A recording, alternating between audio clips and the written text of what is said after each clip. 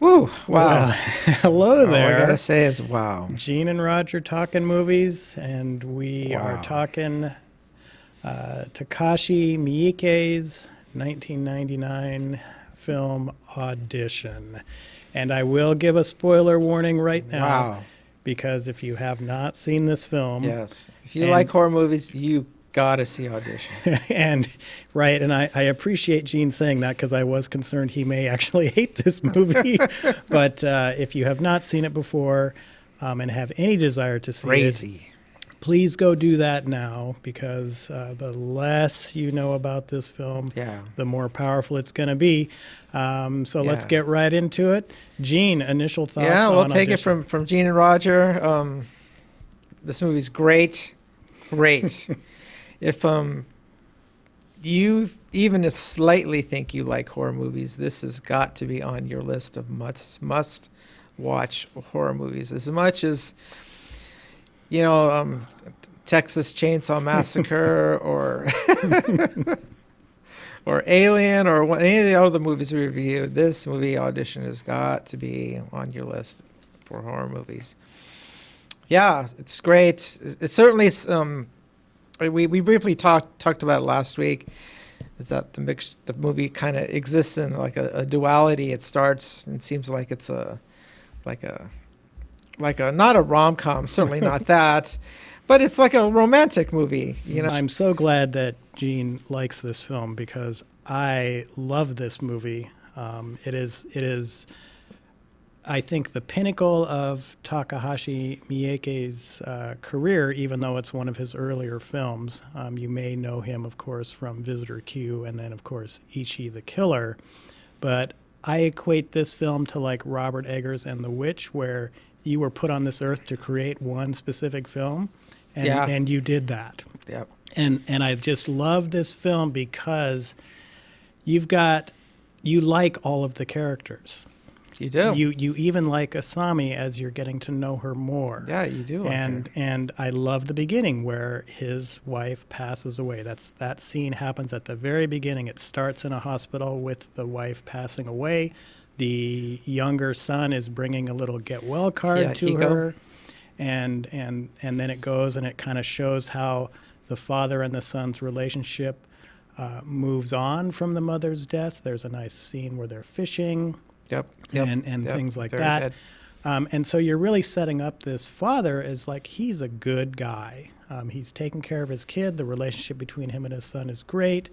But he's also incredibly lonely. There's beautiful film composition at the beginning where they're having dinner, and it's just you see the shot from the father's back, and you're focused on the son, and the son gets up and he's like, "Hey, Dad, it's your turn to do the dishes." And again, the scene transitions to the father doing the dishes, but it's from behind him, and you can just sense the loneliness that he has. Having lost his wife, we're 7 years past that time, but he is still just this lonely fellow. And Yeah, so this it does. isolation is just him. Yeah, Yep. and so it does set that up to where he is more receptive to maybe getting back in the dating game and things Yep. like that. But then I also like how this is prior to all of these websites and all of this stuff where you can just throw your profile up there and, see if you get a match or whatever. And so he's like, I don't even really know how to go about this anymore. And then that's when his producer friend says, hey, we can do this cool audition. You'll get, 100 applicants. You can kind of look through what they look like and what they write, because the producer makes a big point to say, don't look at them. Look at what they've written about themselves. Right. They write a little blurb, about their lives and what they believe, their thoughts, their ambitions. Yeah. And that's what gets him to really focus on Asami, is because of what she has written there about how she's overcome this trauma of not being able to complete her career goal of being this ballet dancer because Right. she had this hip injury. And Yep. Which is all true. yeah, and he really likes it. I can't remember the exact words she used, but it was like kind of overcoming this big trauma and still moving on to live and that kind of thing. And so he's really drawn to that. But the film, because it's his life, because that's his story, because he had the huge drama of his wife passing away. tragically she contracted some illness. It wasn't an accident, so she dies in a hospital. But yeah, they have like shared trauma, so he's attracted to that. And this film is so beautiful because, much like Gene said earlier, it sets it up to be kind of like this drama. And because you like all the characters, this movie would be perfectly fine playing out as this nice drama where these two kind of traumatized people meet and they have this great relationship, and it's great. But there's also elements of comedy because then they do the audition sequence, and it's kind of like this weird sort of comedy almost with all the different girls that they're auditioning. Yeah, some of the girls are really weird. Like, well, I don't know if weird is the right movie. They audition a wide variety of girls. Like there's a girl appears in her cheerleader outfit, and other girls, like there's this older girl and a woman, and but she's just completely out of place there. And, it's like, why are you here? And then there are other women that, my mother told me I would be an actress, so here I am. Yeah, exactly. There's another woman that's like, well, here's the first time I cut myself to commit suicide. Here's the second time I tried to do that. There's a woman that disrobes thinking that's what they want. That's just what you have to do, and she takes her clothes off, yeah.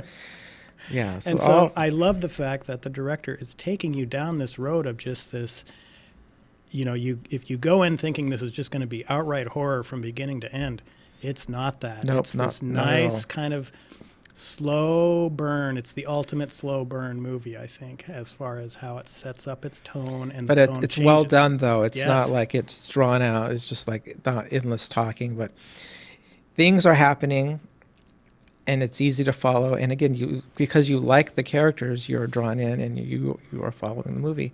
Like I was attracted to the son, Hiko, because he wants to be a paleontologist. So he has the friends over, and they do paleontologist kind of studies, and it made me think of my own son who has a similar career interest, and so you're just kind of drawn into the movie and what's going on with these characters. So they're real so people. You're hooked. You're real hooked. People with real lives, and just like we all are. Yeah. And I also love the introduction to Asami. You've seen her photo from the application. You saw Haru read her little bio that she wrote up, but her first appearance is interesting. There's a first appearance, and then there's the actual audition. So at one point, Haru needs to take a break. He knows what number she is. They've got 30 people auditioning. She's like number 28. He's getting closer to there, but they take a break, and he walks out to go to the bathroom, and he sees her back is to him. She's kind of just sitting very proper, reading a book or whatever, and that's his first sight of her. But you can already tell the enamoration that he has with her. He does. And then when she walks in, what, Gene, did you think that visual was of her walking in that all-white dress and things like that? I thought that was very interesting. Yeah, the all-white dress, and she's just very, very proper of Asian culture. She bows, and tries to be very traditional, and the white dress, implying like purity, trustfulness, and So, and she just tries to be as attractive as she can to him. And he has already read about her, and Roger's right. He saw her before. And so all the other auditions, the other guy, Yasuhika, again, I'm sorry, but he is doing all the talking. He's doing all the interviewing. But then when Asami shows up for her interview, then all of a sudden Haru starts talking. He starts asking her questions. Yep, and he's really interested to hear about what she wrote there and overcoming that. And really, it's not so much a question as it is just a statement of how impressed he was with that. But I do like the fact that she is dressed in that blazing, just bright white suit. And she wears white a lot in this film.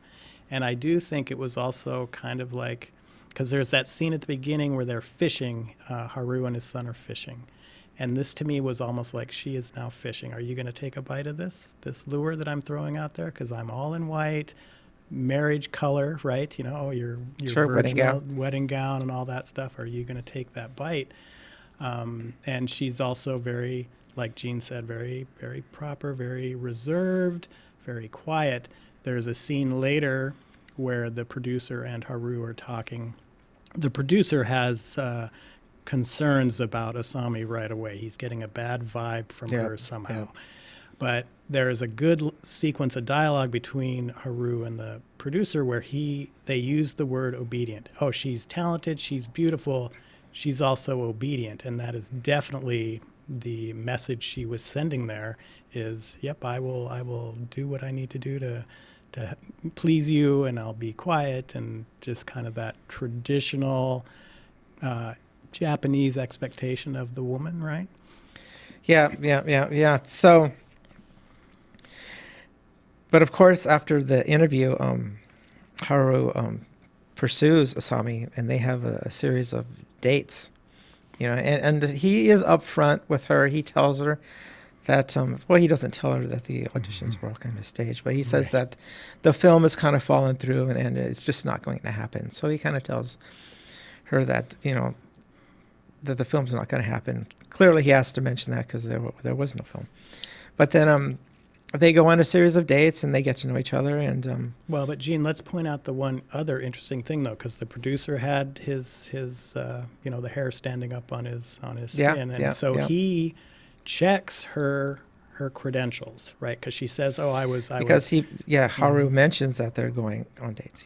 Yeah, and so she had said that, "Oh, I'm represented by this ballet instructor, and I've signed with this music company, although not really, but Mr. Shibata is my agent or whatever."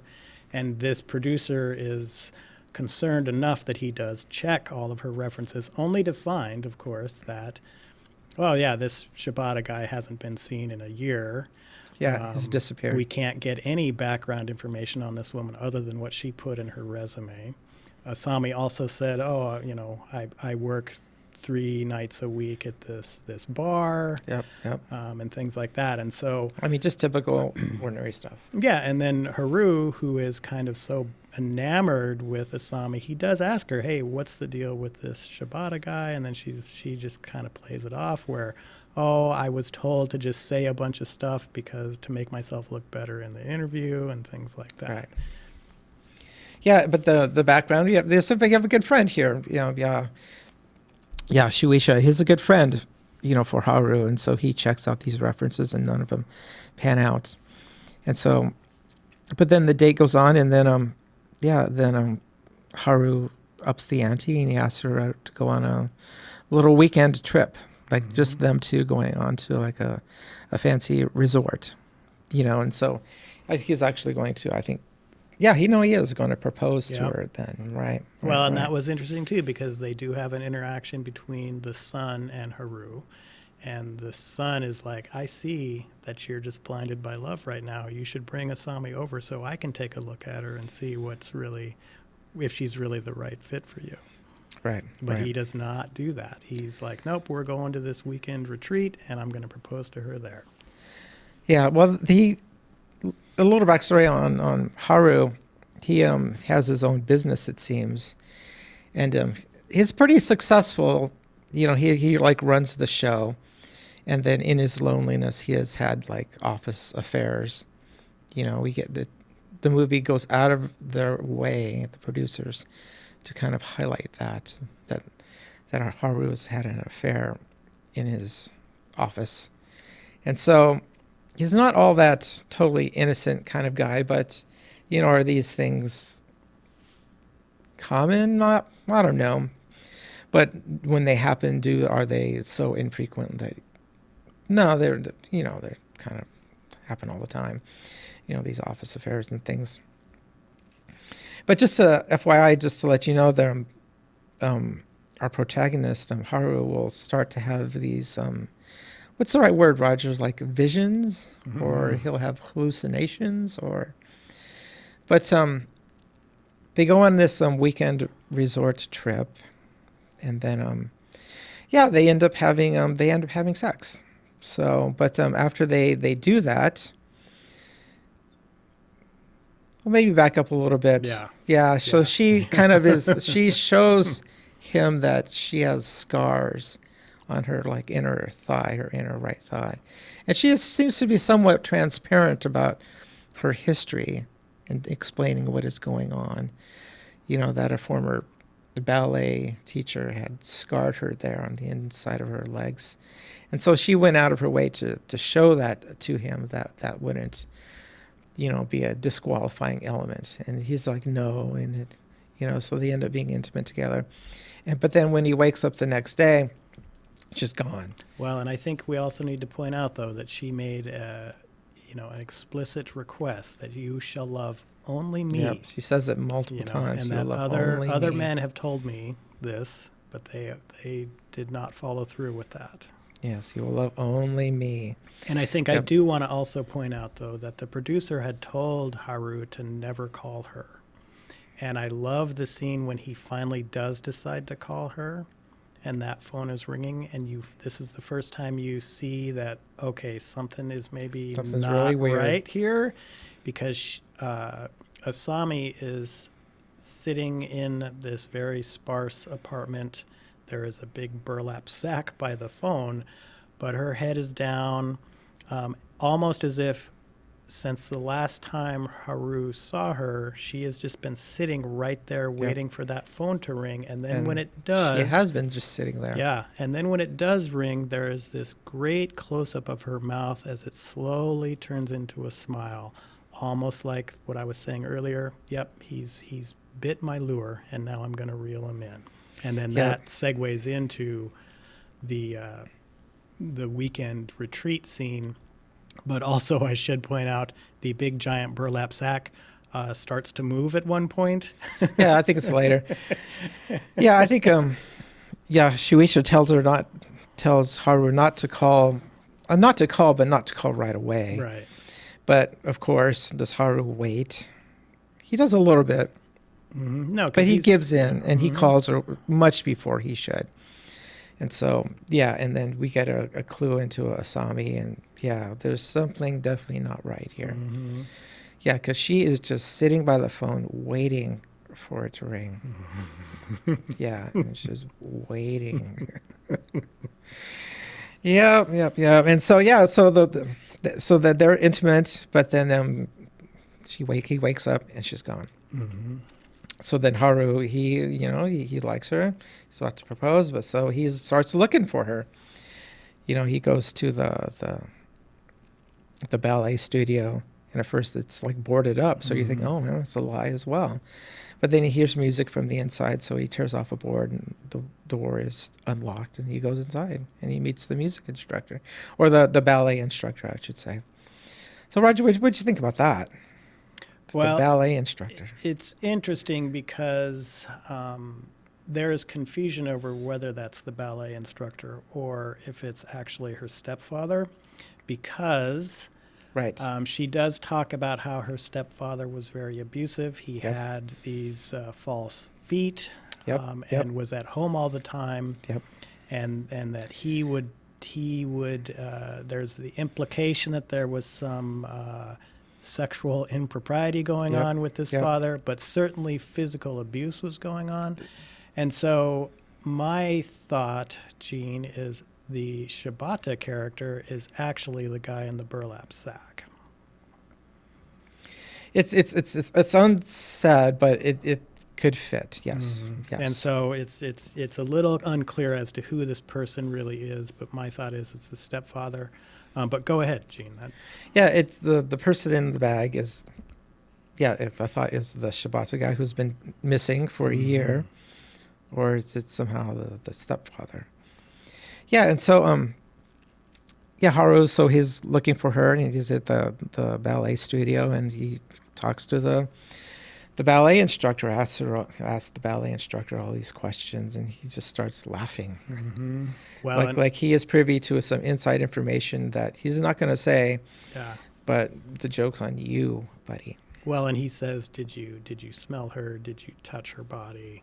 Right. Stuff like that. So it's getting a little creepy, right? Yeah, the ballet instructor, he plays the piano well, but he has no feet. He has these very strange prosthetic feet that he uses. Yeah, and then he asks all these questions, but clearly not really any closer to finding Asami. So he goes to this club, and this club's called Stone Fish Club. Right, that's the club where she said she worked 3 nights a week. Goes there, but is the club open? Has it been open for a while?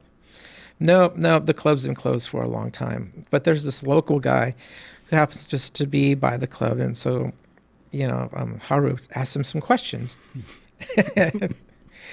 Yeah, this guy has, he's local. He knows some information about this club. And so the local guy is just friendly. And he tells him, he says it's been closed for about a year. But that interestingly, the owner was murdered. Mm-hmm. Yeah. And the owner was murdered. And for me, this is the part of the movie where you know that, we're now turning into a horror movie. Mm-hmm. Yeah, I could go back with the burlap sack because you kind of at the beginning, you don't know what's really in there.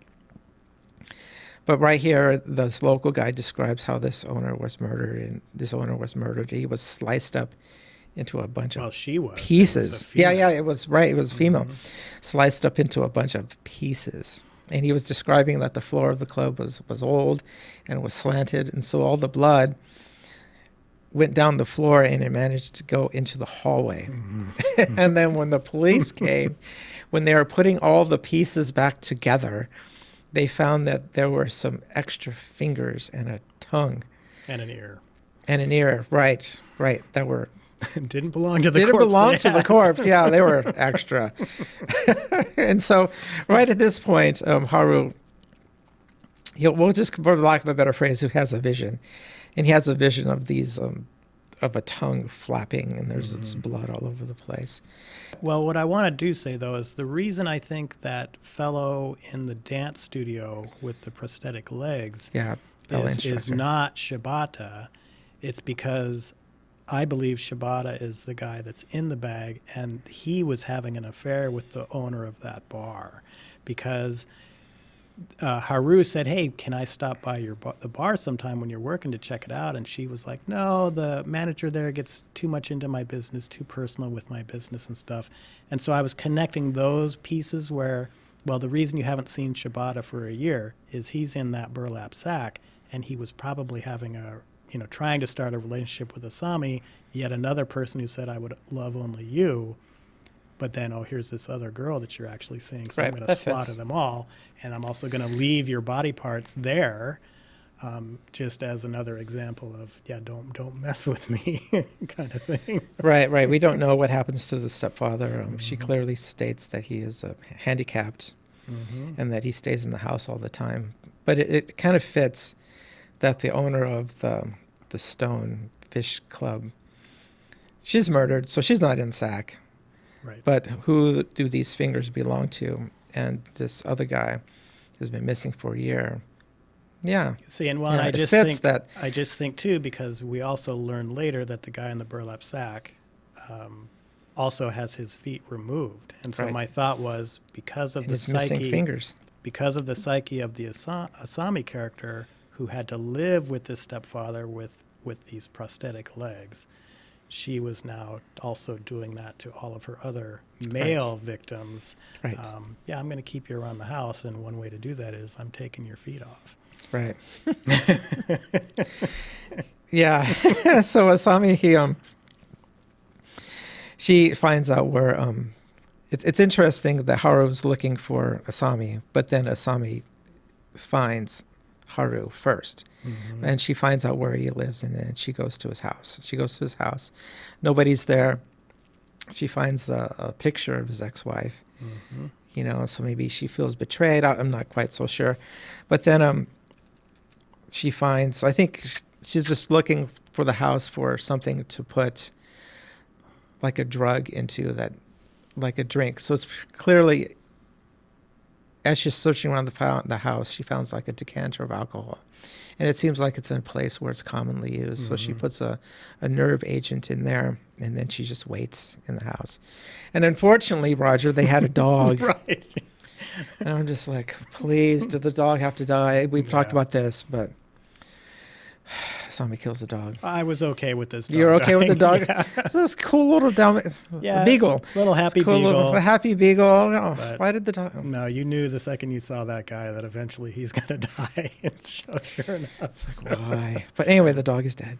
But so Asami's waiting in the house for the guy, for Haru, and so he comes home. Of course, he comes home. He goes to the decanter of alcohol, takes a drink, immediately starts to feel something's off. He stands up, world is moving, passes out, and then here he has another vision, like the second of like I think 4 visions he has. Lengthy period of visions here between the time he starts to fall and actually hits the floor. Right, exactly, yeah. Mhm. And in these visions, he because like recounting his dates with Asami, and again, Asami is like she's pretty upfront, and Mhm. I think this is why we like her is that she's been through a lot. She seems to have really overcome. That she talks about an abusive uncle, Mhm. that she ends up going back and living with her mother, and there's a hateful stepfather, Mhm. recounting all of that.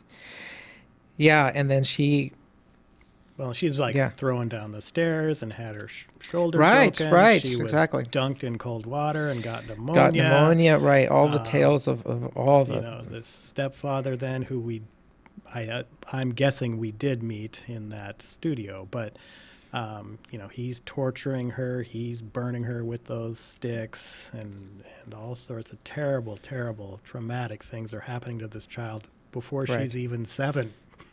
right. She has been through an Yeah. amazing amount, and then she also goes into that again part that she's used her ballet training, and from all the footage, we get the impression that she is actually pretty good at ballet, Mhm. and she is relates that how the ballet has like saved her, prevented her from committing suicide. It's allowed her to purge these negative feelings that, of course, that she has. All the post-traumatic stress Mhm. that she has. So the ballet has saved her. So yeah, but then here we are. Well- He's passed out and on the ground. But I love that sequence, though, because you are recounting those dates again, but it's new information that It's you new, haven't received. right. And so to me, that backs up this, I'm just enamored, I'm blinded by love for this woman. And so I didn't hear all of that other stuff because we are just now getting that information. And it's almost like as he's collapsing to the floor, it's like, I didn't pay attention to all of these red flags that she was saying to me. Right. Exactly. Yeah, and there's another vision that happens is that there's a vision of his dead wife. Mhm. It's like he and Asami are at a table, and that right in the next table he looks over and there's his wife, and then he goes out of his way to introduce Asami to his dead wife, and then she says, "Not this one." Mhm. Yeah, pointing out that you remarry, but not this one. So yeah, he's getting those visions. It's like the visions of regret. Is Mhm. that I should have listened. I had my friend who told me to be slow. Here I'm a mature man. I'm falling for this girl like I'm a teenager myself, like it's some kind of Mhm. puppy love thing. And yeah, it's like, what's wrong with me? Right, and I think that guilt part, though, continues to build because as the hallucinations continue, he is, regretting some of his life choices as well, as far as the secretary that he had Had an affair had the with. affair with, Right. his lusting after his son's little girlfriend. Right. Very and good. so it's all kind of coming around to him now where, whoops, I've made some mistakes in my life, and maybe this is the biggest one I've made. Right. Yeah, he's definitely made some mistakes here for sure. Yeah. And I do want to point out, though, there's some of these hallucinations take him into Asami's apartment. The next vision, it takes him there, and which to me brings this level to, like it's like this movie exists on levels. Like maybe the level you can talk about, we're talking about maybe about a structure. Like there's a level that you're on the ground, where the relationships and they're getting to know each other. But then you start to see these visions and you go down a level you know. And then more visions, you start to go over, and the tales of the cut up person, you go down a level. And then now we're taking a few levels down even farther with this, maybe this third vision. And we learn about the man in the bag. Like he's walking through Asami's apartment and he trips over this bag and it moves. There's actually somebody in there. And so he opens it and this disheveled man comes out. He's got fingers that are removed. So you automatically link it to the murder of the owner of the Stonefish Club. And this guy has been in this bag for, you can tell, a very long time. And he himself has been abused by being in this bag. And so, now we're going to go down 5 levels now. And so Ashami is kind of in another room, but within earshot, and you kind of hear her throwing up, and she brings out a dog dish with her vomit in it. And she brings it over to this guy who just emerged out of the bag. She puts it down on the floor, and the guy eagerly, and I mean eagerly, just laps it all up. So you get the clue, and you just know that this has been going on a long time. Yeah. Well, and then that was interesting too, though, because then the Asami character reverts back to, like the 8-year-old, 7-year-old Asami character, and she's petting him. Then, like it's almost like it's her little dog pet. Yeah. Her little pet. And he is a pet. She has total control over that guy. Yeah. But then we go back to Asami. She's in the apartment, and this is really happening. And so... Yep, he awakens from his hallucinations to realize that, nope, this is really happening to me. This is really happening to me. And she describes what's going to happen, is that she has given him a nerve agent. He is paralyzed, but he can still feel everything. And so then she proceeds to torture him. Yep. Yeah, right there. Torture him. Graphic torture. This movie we're going down another level. If you can think those as little metal skewers, really thin, that they use for acupuncture. But in acupuncture, you use that to help and to heal people and to relieve them of their pain. But no, she uses these things for the exact opposite purpose. Well, and she tells him too. She's like, "Oh, this spot right here is the most painful."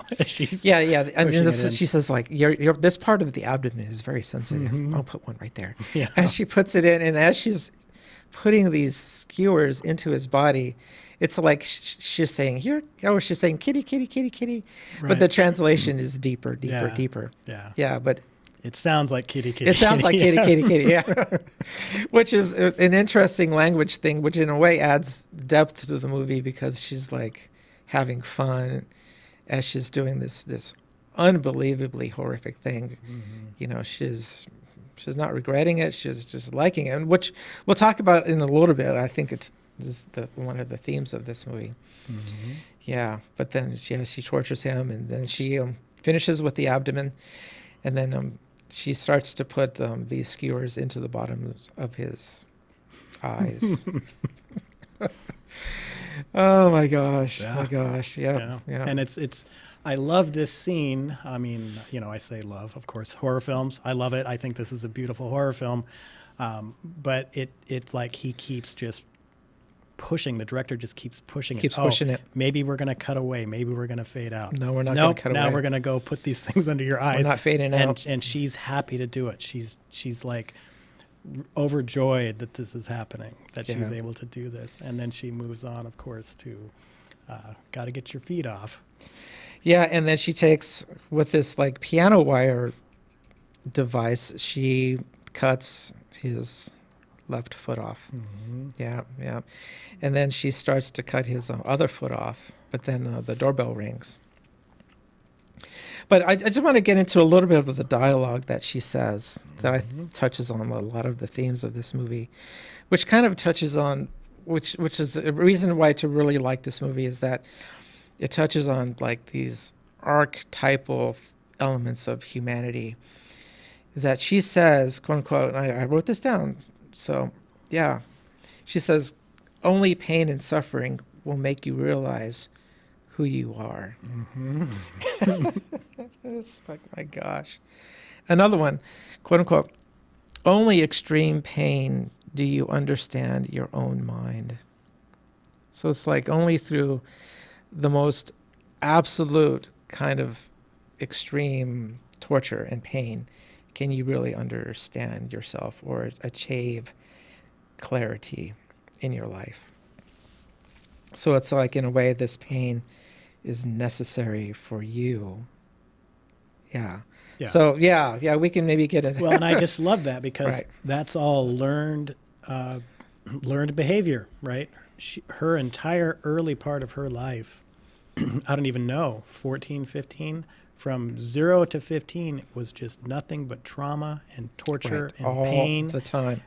but also surrounded by a twisted perception of love, right? Because, oh, the stepfather did all these horrible things to me, but still professed his love for me, right? Right. And so her entire development has been corrupted by her experiences. Doesn't absolve her of what she's currently now doing to No, it doesn't. It does not. But it does explain it away as to why she's behaving so crazily. Okay, so next scene, this is the last vision, is that Haru's son, Hiko, comes home, doorbell. And then for me, it's like, I'm going down. How can you go deeper? It's like, I like this son. He reminds me of my son. I don't want this kid to get hurt. But Asami implied that, she said to him, you're only going to love me. And you said yes. But here is this other person, your son, that you love. That means you lied. And that, that I'm going to get him too, and that's part of your torture. So it's like, you're drawn in. It's like, as much as you say, oh, this is a movie, no, that's not going to work, because you're drawn in. You're hooked. You're in the movie. And so, but yeah, there's this other vision, and in this vision, they're back in the bed at the resort. They're in the bed together. Yep. And then Asami says to him, quote unquote, I'm so grateful that I'm not a heroine in a movie, but I can be a heroine in your life. Yeah. Which I think is just, and then in a way you think that maybe because they're back in just they're back at the hotel, maybe this whole torture sequence, maybe it was a dream. But then I thought, oh, what a cop-out if the producers of this movie, this whole sequence, they bothered to go through all that, and then it's just a cheap dream. But then, no, it's not a dream. No, we go back to the scene, and then the son, Hiko, comes into the room, and then by this time, Asami has hid herself to ambush him. And so with his spray, kind of maybe a mace spray or something like that, maybe some kind of that same drug, the nerve agent, but she puts it in a spray with the idea that if I spray it around, it'll incapacitate him. So Asami sees Hiko and starts spraying this stuff, but maybe in not enough dosage to really affect him. And so he runs upstairs. It's a big struggle, and she is spraying this stuff all over the place. But then maybe before it takes effect or something, he manages to kick her, and she's right at the top of the stairs, and she flies. Yeah, she does. And they show this down the bottom of the stairs, and her body is mangled. Yeah, and I will point out that one of the things that also makes this film so effective is she's a tiny little girl. She's not big. She is not big. If she weighs 100 pounds, I would be surprised. Yeah, she's probably, and she's, 5'4". She's doing this atrocious stuff. 105. And she, and all these big men, and she's taking them out. Yeah, because somehow she has figured these chemical solutions, and so, but anyway, it doesn't work on Hiko, kicks her down the stairs. Her neck is broken. Yep. It's over. And you can tell because her neck bone it's not compound fracture. It's not sticking out of her skin, but it's right there. Pressing up pretty hard against It's pressing up pretty hard. Your neck should not look like that. Yeah. She's not getting back up. Yeah. And so at the end, she confesses that Yeah, help me with that. Is like she is confessing that she's so happy to have met Haru, right? Doesn't she say at the very end her last words? Right. And so I think this is her equating this traumatic violence with a deep love, right? Because that's all she's ever experienced in her life was this traumatic violence from people that were supposed to, and some of which claimed to love her. Right, right. And so, yes, thank you for expressing your deep love for me by breaking my neck. Right, exactly. Yeah. Yeah, her visions of love all involve pain, you know? And so, and then she dies and then the movie ends. But going on to the themes of the movies, like you can think of that this movie, like Asami's trying to enact revenge, you know, kind of remind me of this movie I'd seen. It was actually nominated for Best Picture, I think, a couple of years ago, Promising Young Woman. But in that movie, it had kind of similar themes, you know, about sexuality and women being used as objects and men not treating them as, you know, they're human beings, my gosh. But, you know, treating them as, you know, objects to be conquered, you know, and acquired. And so this woman, she seeks revenge on these men and she enacts her revenge. So in a way, there's some element of that. Certainly when Asami says, well, you're a liar, as all are, you know, I'm going to torture you now. And this movie operates on a lot of different thematic platforms for sure. And you can certainly interpret it that way of kind of this empowered woman, you know, striking back at her oppressors. I think it's part of it, but it's not all of it. No, because in this film, at no time did I think Haru was going to be anything other than the best husband she could have ever had, right? He would have been a great guy. Yeah. And he had the office romance, which was bad, but yeah, did it negate him entirely? No. Yeah, because even when he was initially looking at all the photos for the audition, what did he do? He turned his wife's photo, which he had had sitting there for 7 years, away. On the desk. You know, it's like, I still, you know, I have to move on. Of course, that's the natural progression of life, but I'm still a little embarrassed by what I'm doing here. And so I'm going to turn your photo to the side. Right. Yeah. You know? But the other thing, too, that I liked was going back to that discussion between the producer and Haru is because they're up on top of this building and they're having this discussion. And the producer is like, one of the other things I'm concerned about with this girl is, oh my God, she's talented, she's incredibly beautiful, and she's obedient. Why doesn't she have a boyfriend? She is 24 years old. Haru, you're 50 probably. Something is off here. Right. Again, it goes back to Haru. It's that initial vision as the drug kicks in. It's like, man, I didn't listen. Yeah, I should have listened. You know, and so that blindness of love, and there's other times when Haru was like, hey, I'm an experienced male adult. Right. I don't fall for crap like this. But nope, the power of that kind of lustful love sort of thing, you absolutely could fall for it. And he did fall for it. Yeah.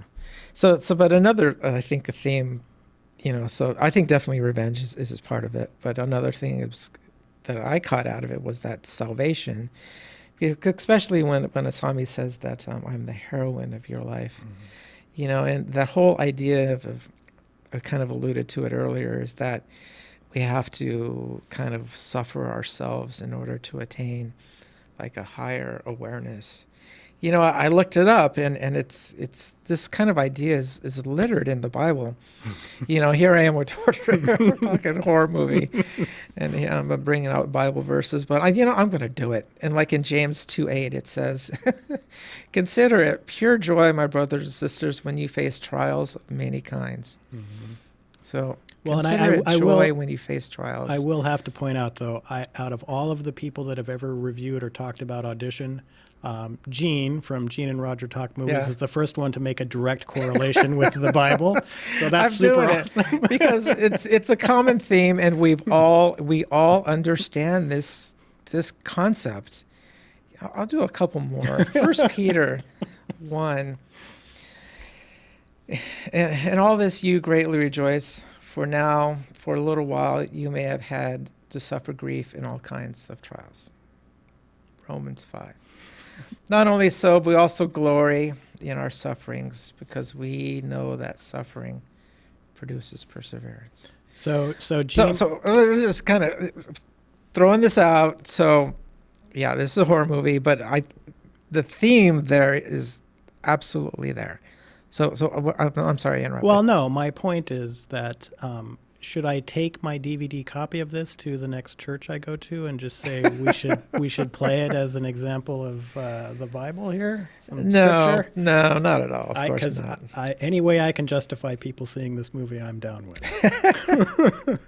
But I'm just talking about the theme there, the huge archetype that exists in humanity is the idea that we need to go through some kind of trial, extreme trial, or some kind of sufferings in order to attain salvation.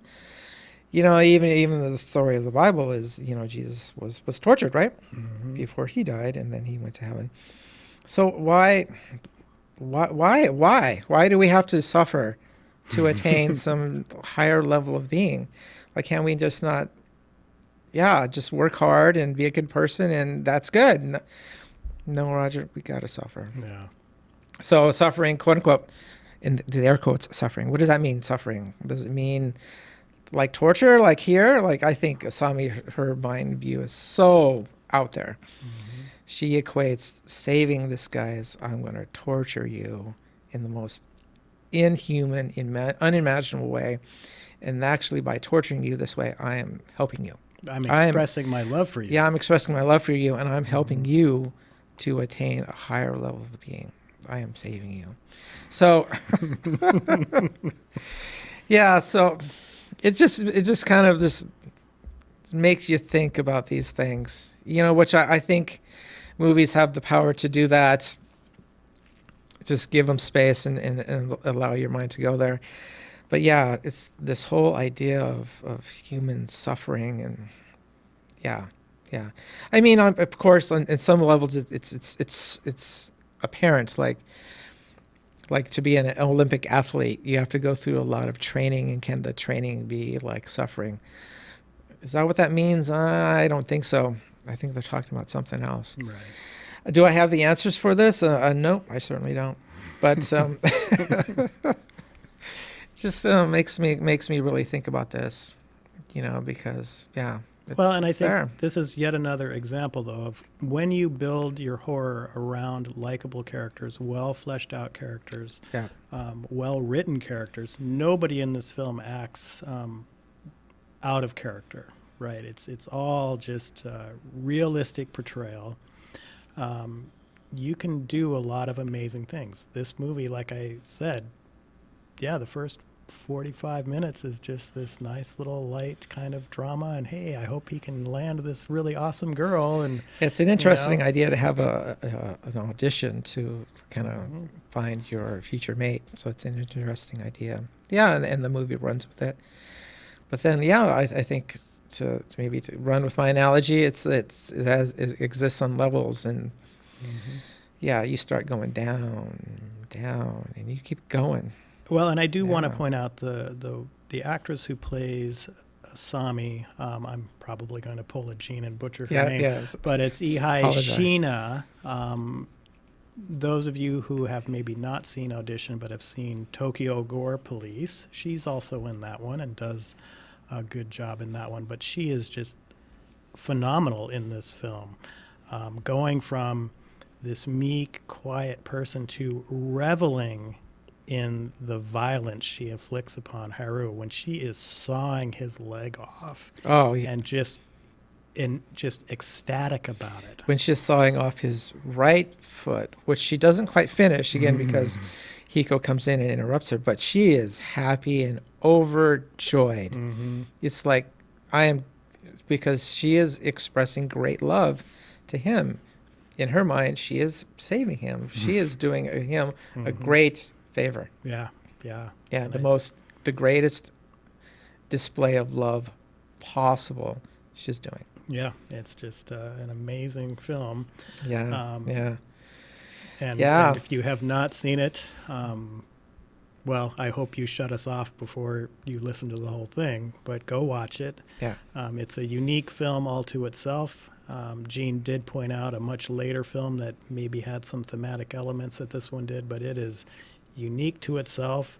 It actually spawned a lot of other directors to go in much more graphic directions. Eli Roth's Hostel would probably not exist in the form it is were it not for this Audition. movie. Right. And also does it influence maybe the Saw movies, right? Right, exactly.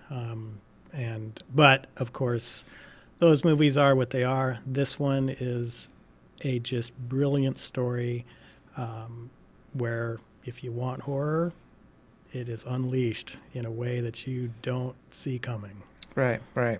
Yeah, and there also the movie gets into some dark themes.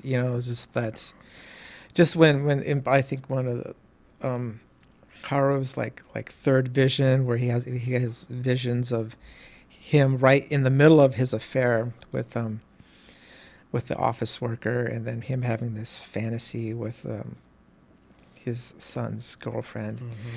Yeah, that's some dark stuff there. It really, this movie, it goes there. It's some pretty dark stuff. Yeah, it does not pull any punches. Yeah. And just a brilliant film. Gene, any final thoughts on Audition? Audition, yeah, it's like after watching it, I was upstairs, house, two levels, whatever. So I went downstairs, talked to my wife. My wife's like, Gene, are you okay? You have this real expression on your face. And I was just like, I just watched the craziest movie I've ever seen in my life. So, yeah, but be careful.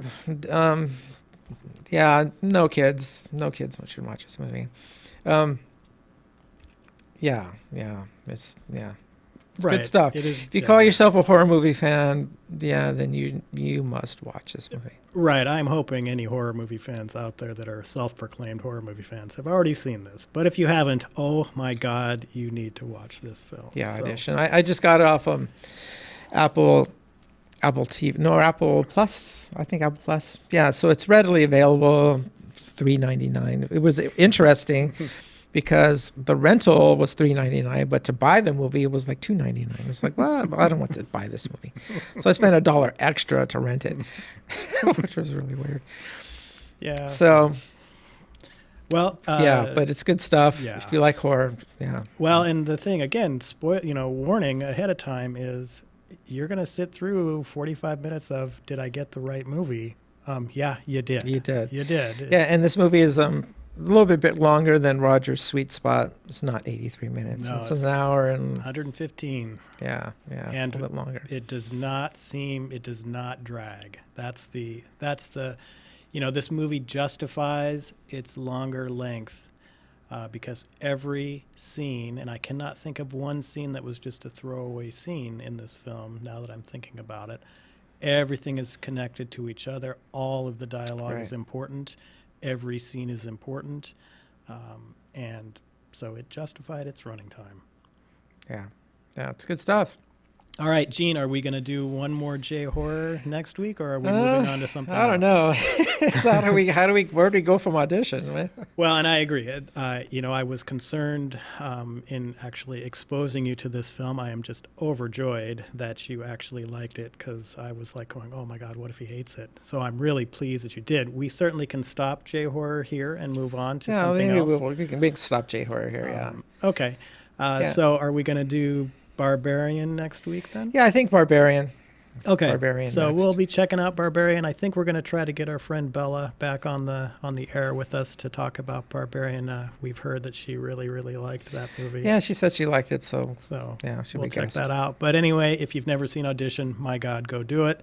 And we will catch you next week. All right. Later. Bye-bye.